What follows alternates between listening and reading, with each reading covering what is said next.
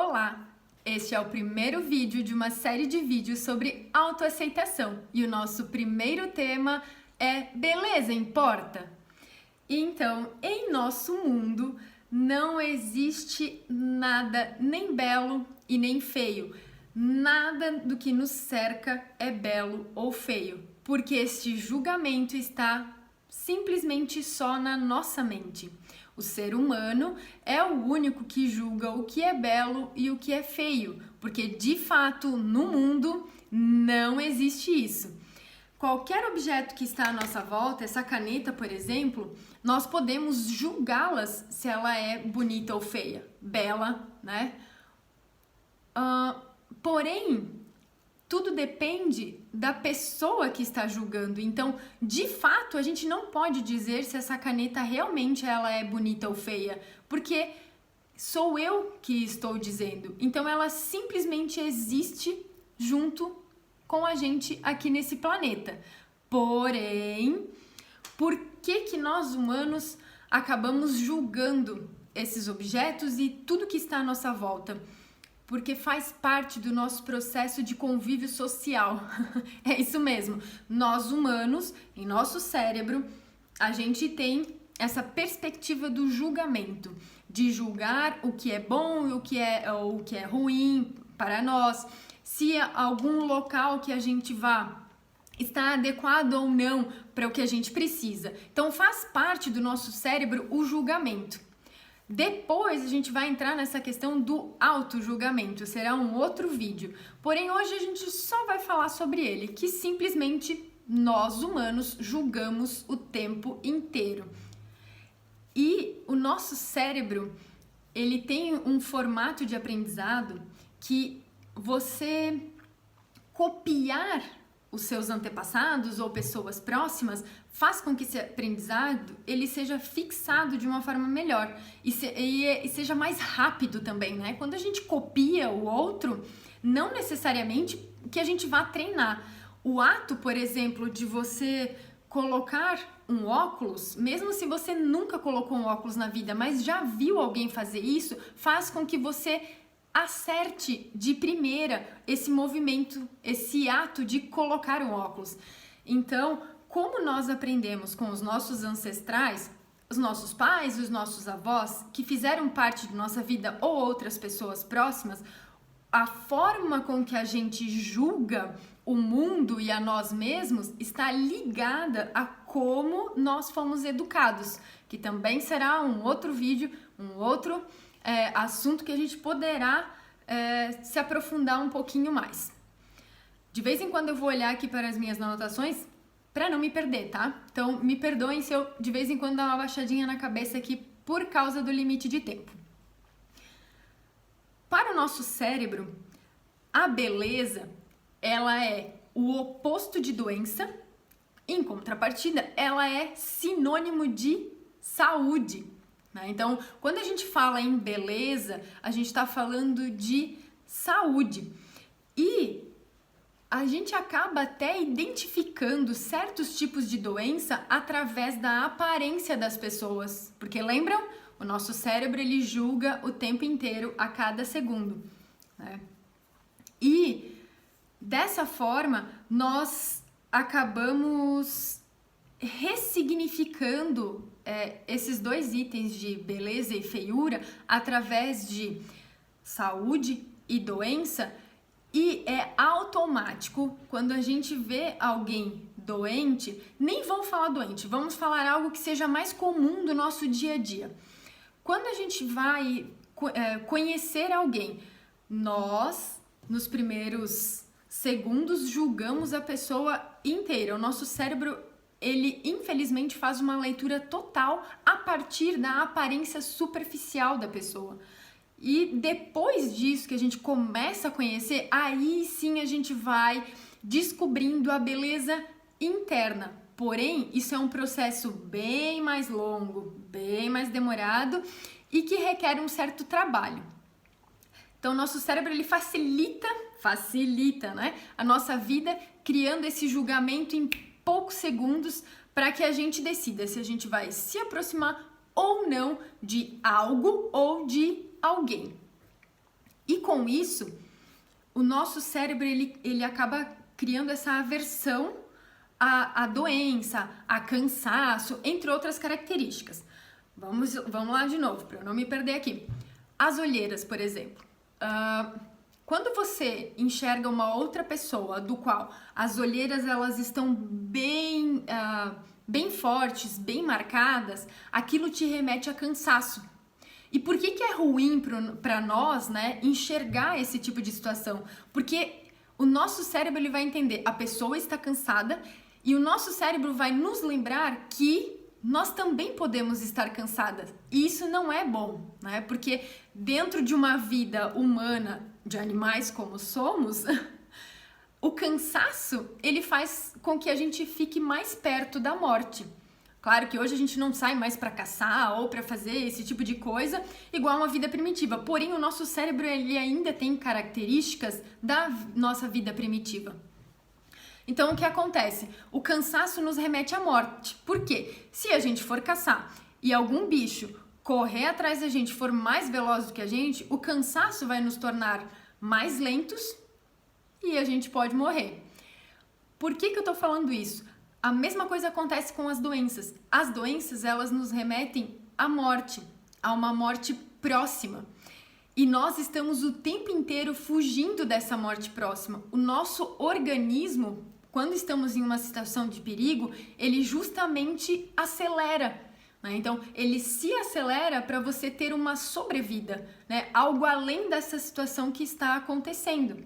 Então, o caminho que o humano faz em direção à morte é o que ele mais teme, é o que o nosso organismo, o nosso cérebro mais teme. Por quê? Porque o nosso cérebro quer nos manter vivos o maior tempo possível. Outra questão, deixa eu só pegar aqui, o fato de percorrermos esse caminho que a gente sabe que vai culminar na morte, que nos causam esses julgamentos que às vezes podem ser certos ou podem não ser, né? E o nosso cérebro entende que a cada segundo que a gente percorre é um segundo a menos que a gente tem de vida. E aí essa questão da aparência, ela entra nisso ali, porque a cada segundo que a gente vive, células morrem no nosso organismo, né, no nosso corpo. Porém, células novas nascem o tempo inteiro e morrem, nascem e morrem. Porém, ao longo da nossa vida, algumas hormônios e partes do corpo são ativadas que começam o envelhecimento. A nossa vida toda a gente envelhece a partir do momento que a gente nasce até o dia que a gente morre. E você ir contra, na verdade, esse caminho é o que faz o culto à jovialidade. Então, quanto mais jovem você for, mais bela você é. É dessa forma que o nosso cérebro interpreta, porque mais longe da morte estaremos, né? Então, esse culto à juventude, ele vem desse nosso homem primitivo, cérebro primitivo, em relação à morte, né? Então, a estética do nosso rosto, ela demonstra a idade que a gente tem. E o fato dela demonstrar essa idade que a gente tem, é como se fosse um espelho. Quando você olha outra pessoa que tem a mesma idade que você, porém uma aparência que parece mais velha, você fala, nossa, coitada, mas ela é tão bonita, mas parece que é mais velha. Isso dane-se, não é importante, mas é o jeito que o nosso cérebro acaba julgando as outras pessoas. E o contrário também, nossa, ela tem a mesma idade que eu e parece 10 anos mais nova. O nosso cérebro está dizendo o quê? Se ela parece mais nova, quer dizer que eu vou morrer antes. Se ela parece mais velha, quer dizer que ela vai morrer antes. Porque o nosso cérebro, ele cria essa relação entre a imagem e o período de vida da pessoa, que a gente sabe que não tem nada a ver. Mas, lembrando, estou falando de neurociência, como o nosso cérebro se comporta em relação à beleza.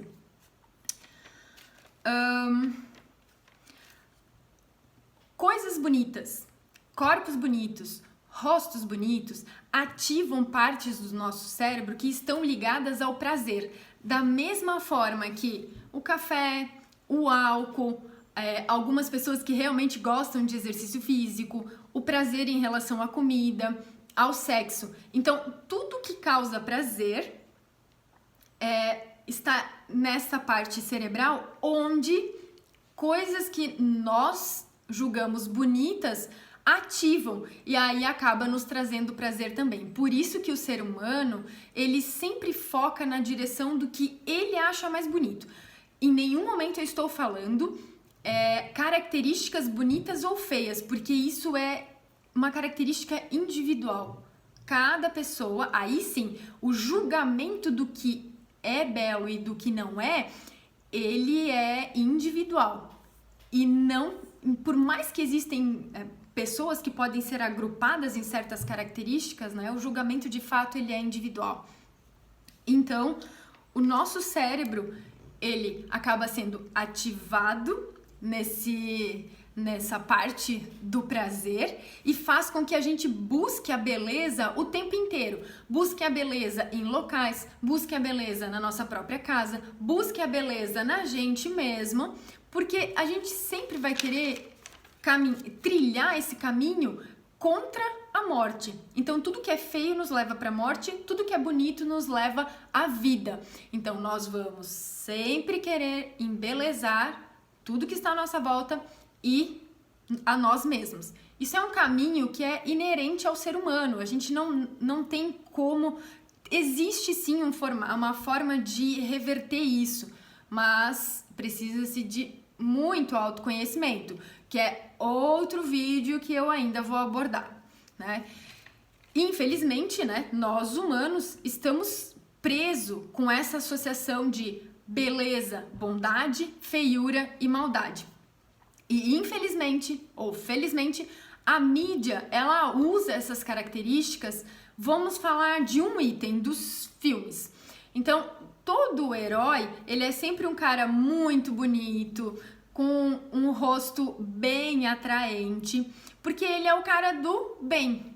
E o vilão sempre tem alguma deformidade facial, ou alguma cicatriz muito grande, ou parte do rosto simplesmente, vamos dizer assim, queimado, ou cortado, ou algum tipo de situação. Então, esses vilões sempre são representados com deformidades. Por quê? Foi a mídia que colocou isso na nossa cabeça? Não, infelizmente, a mídia usou dessas características de julgamento humano para então estereotipar os seus filmes. Porque se fosse o contrário, nós não entenderíamos a narrativa que eles gostariam de contar. E aí o filme não faria sentido para os humanos. Não faria sentido a história.